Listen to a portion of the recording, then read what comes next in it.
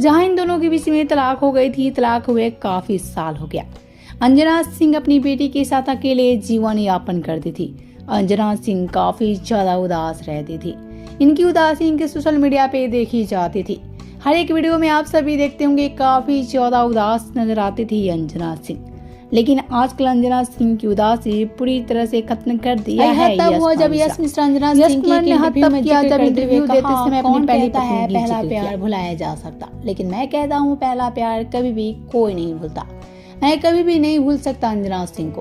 अंजना सिंह मेरे लिए सब कुछ है। वही मेरी पत्नी है, वही मेरी दुनिया है। मैं उससे काफी ज्यादा प्यार करता हूँ। तो दोस्तों, साफ शब्दों में कहे तो बेटा के जन्म होने के बाद अंजना सिंह और वहीं यश मिश्रा के बीच में प्यार होने लगा है। दोनों के बीच में नजदीकियां खूब ज्यादा बढ़ने लगी है। तो आपसे वो क्या कहना है अंजना सिंह और वहीं यश मिश्रा की नजदीकियां पे बताना कमेंट बॉक्स में।